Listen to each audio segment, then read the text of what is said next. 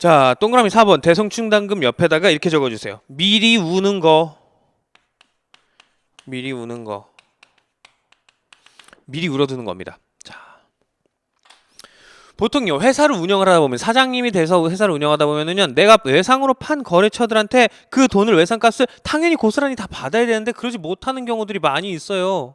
많이 있어요. 그럴 경우에 잡아두는 거예요. 그럴 경우에 미리 나 돈 못 받을 수도 있겠네. 미리 우는 거입니다. 이걸 대손충당금이라고 이야기를 하고요. 우리 실무에서는 줄여갖고 대충이라고 이야기를 합니다. 대충이라고 이야기를 해요. 대손충당금은 대충, 퇴직급여 충당금은 퇴충 뭐 이런 식으로 줄여서 많이 이야기를 합니다. 한번 내용 보도록 할게요. 조금 전에 우리 너브리 씨한테 가서 짱구가 너브리에게 찾아갔습니다. 너브리에게 찾아가서 옷을 외상값으로 10만 원어치 사왔어요. 자, 짱구는 다음 달에 갚겠다고 이야기를 했어요. 다음 달에 갚겠다고 그랬는데 아직도 안 갚았어요. 그래서 짱구한테 너브리가 찾아갔습니다. 너브리가 찾아가서 짱구야 나 돈 줘. 그러니까 알았어요. 나 지금 꼭 줄 건데 지금 돈이 없어서 그러니까는 한 달만 기다려주세요. 알겠어 해서 갔어요. 근데 한 달이 지나고 두 달이 지나고 세 달이 지나고 짱구가 돈을 갚을 생각 안 합니다. 6개월이 지나가지고 너브리 씨가 또 찾아갔어요.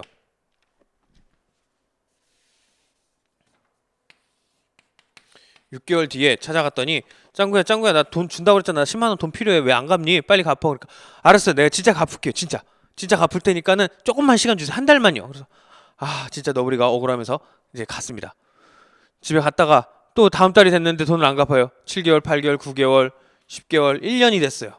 1년째 짱구 찾아가니까는 짱구가 자리에 없대요. 느낌이 좀 이상합니다. 짱구한테 전화를 했더니 짱구가 꼭 갚겠다고. 한 달만 기다려달라고. 또 똑같은 얘기를 하죠. 아저씨는 짱구를 믿고 갔어요. 또 안 갚았어요. 그래서 끝내 2년째가 됐어요. 찾아가니까 당연히 짱구는 없고요. 전화를 하니까 전화를 안 받습니다. 아저씨 이걸 못 받겠구나 생각을 하게 되었습니다. 자, 아저씨 입장에서는요, 너브리 입장에서는 물건을 판매를 할 때 외상으로 파는 경우가 왕왕 있을 거예요. 사업을 하다 보면 그런 경우가 있어요. 근데 그걸 외상으로 팔기로 했는데 외상값을 전체를 다 고스란히 돌려받으면 다행인데 못 받는 경우가 종종 생기니까 본인 입장에서는 어느 정도 외상으로 100만 원어치 물건을 팔면은 나는 100만 원을 팔면은 평균 지금까지 내 통계를 봤더니 한 2만 원, 3만 원 떼어 먹히는구나. 잘 못 받는구나를 미리 알고 있습니다. 미리 자기 경험상 못 받았던 내역들이 있으니까 그걸 가지고 충분히 통계를 낼 수 있겠죠. 그래서 그만큼을 미리 웁니다. 마음 아파합니다. 물론 짱구한테 얘기하는 거 아니에요. 짱구야 내가 100만 원에 파는데 너 2만 원 나한테 안 갚아도 돼? 나 원래 잘 못 받아. 이렇게 얘기하는 게 아니에요. 그냥 자기 혼자 일기장에 써놔요. 짱구한테 물건을 100만 원, 10만 원에 팔았는데 나는 2천 원은 못 받겠구나. 2천 원을 적어 놓습니다. 원래 나는 2%를 못 받아요. 잘. 한 달이 지났어요. 한 달이 지나가지고 짱구한테 갔는데 짱구가 한 달 뒤에 갚는다고 그랬는데 안 갚았어요. 그래? 나 보통 이런 경우라면은 한 달이 지나면은 2%가 아니라 이게 3%못 받는 경우가 생겨. 짱구한테 3천 원 안 갚아도 되라고 얘기하는 거 아니에요? 나 혼자 집에 와가지고 3천 원만큼 적어놓는 거 일기장에. 짱구한테 10만 원에 팔았는데 짱구가 하는 걸 한 달 뒤에 갚는다고 그랬는데 안 갚았어. 나 보통 지금 같은 경우라면 나 3%못 받아. 3천 원. 6개월이 지났어요. 똑같은 일이에요. 그래서 난 혼자 와가지고 또 마음에 적어놓습니다. 5%못 받아요. 보통 5천 원. 자, 1년이 지났는데도 못 받았어요. 나 이런 경우에 거의 반은 못 받는다고 본다. 그래서 5만 원. 2년째 연락이 안 되고 그랬습니다. 어쩔 수 없이 2년은 지나면은 거의 다 못 받는다고 나는 생각을 한다 라고 해서 미리 물어두는 거예요. 마음의 준비를 해놓는 거예요. 언제마다? 한 달 지났을 때, 6개월 지났을 때, 1년 지났을 때, 2년 지났을 때요. 이게 대손충당금이에요. 대손이라는 거는 돈을 못 받고 떼이는 거를 대손이라고 하는 거고요. 그거에 대해서 미리 충당금을 잡아놓는다.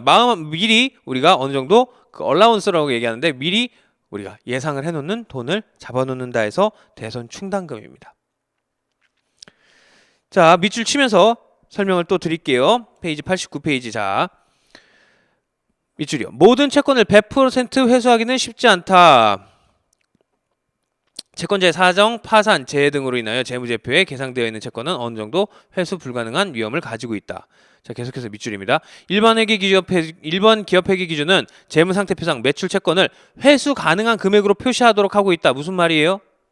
자, 짱구 너구리가 10만 원어치 물건을 팔았어요. 근데 본인은 알고 있어요. 너구리.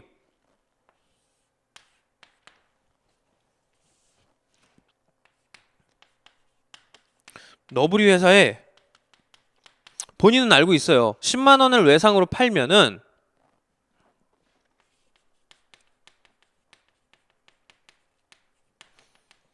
2%는 처음에 못 받는다고 생각을 하고 있어요. 그러면 난 얼마 받을 수 있을 것 같아요? 2% 2,000원이니까는 98,000원을 받을 수 있을 거라고 본인은 알고 있어요. 누가? 너구리가. 왜? 경험을 해봤으니까. 그런 다음에 6개월이 지났을 때는 어떻게 돼요? 6개월 뒤에 했을 땐 5%, 5,000원은 못 받겠구나, 95,000원밖에 못 받겠구나라는 걸 알고 있어요. 그러면은 여기에 그렇게 표시를 하란 소리예요. 10만 원이라고 적어놓지 말고 98,000원이다, 95,000원이다, 5만 원이다, 못 받겠구나 다 적으란 얘기예요. 다시 읽어볼게요. 일반 기업회계 기준은 기준은 이걸 정해주는 룰은 재무상태표상 여기에 BS의 재무상태표상 매출 채권을 외상매출금 또 뭐 있다고 그랬어요? 받으럼 매출 채권을 회수 가능한 금액 10만 원 말고 너가 판 금액 말고 98,000원, 95,000원, 5만 원 이걸 적으라고 그렇게 적혀 있어요. 자, 계속해서 밑줄입니다. 따라서 현재 매출 채권 중 회수가 불가능한 금액을 합리적으로 추정하여 동 금액을 계속해서 밑줄이요. 이 금액을 대손 추산액이라고 한다. 받을 수 있을 금액 받을 거라고 98,000원, 95,000원 얘를 대손 추산액이라고 합니다. 대손 추산액은 저거죠. 지금 못 받을 2,000원, 못 받을 5,000원, 못 받을 5만 원 이런 거요. 대손 추산액이라고 한다. 만큼을 매출 채권에서 차감해야 돼요. 이 10만 원에서 빼야 됩니다. 자, 밑줄 계속해서 칩니다. 매출 채권을 직접 차감하지 않고 대손 충당금이라는 동그라미 대손 충당금이라는 계정을 통해 매출 채권을 간접적으로 감소시키게 된다. 계속해서 밑줄이요. 또한 대손 충당금의 설정으로 인한 자산 감소액의 비용으로 처리해야 되는데 이때 사용하는 비용 계정이 대손 삼각비다. 대손 삼각비에 동그라미 해주세요. 자, 무슨 말이냐? 나 10만 원 팔았는데 못 받을 게 98,000원인 것 같아서 98,000원이라고 이렇게 적지 말라고요. 그냥 10만 원이라고 적어놓고요. 못 받을 것 같을 때일 돈인 대손 충당금을 이라는 계정을 해가지고 밑에다가 2,000원 양가로 적으면 마이너스는 뜻이에요. 그래서 알아서 이걸 보는 사람이 알아서 판단하게 10만 원 중에 2,000원 못 받겠구나, 98,000원밖에 못 받겠구나 이렇게 하라는 뜻입니다.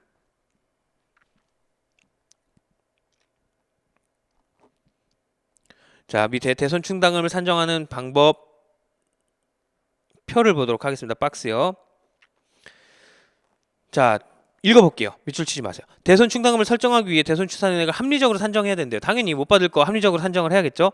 일반적으로 대손 추산액을 산정하는 방법에는 단일 추정률 적용법과 연령 분석법이 있대요.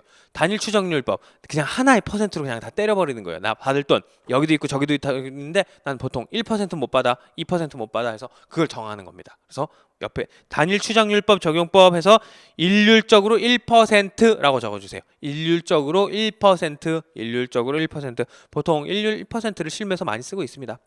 일률적으로 1%. 과거 자기 통계를 가지고 이렇게 해서 1%는 못 받겠다 생각을 하는 거예요. 10만 원 중에는 1,000원 못 받겠다 생각을 미리 해서 적어주는 거고요. 밑에 니은 연령 분석법 읽어볼게요.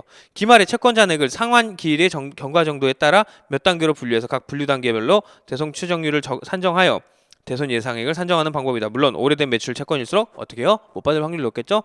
대손 추정률을 높게 적용해야 된다. 이게 바로 연령 분석법입니다. 시간이 지나면 지날수록 더 못 받겠죠? 원래 갚기로 한 날짜보다 점점점 멀어지면 못 받는 게 맞으니까는 연령 분석법 옆에는 1년 이내 1%, 2년 이내 3%, 3년 이내 5% 이렇게 적어주세요. 예로서 적어드리는 거예요.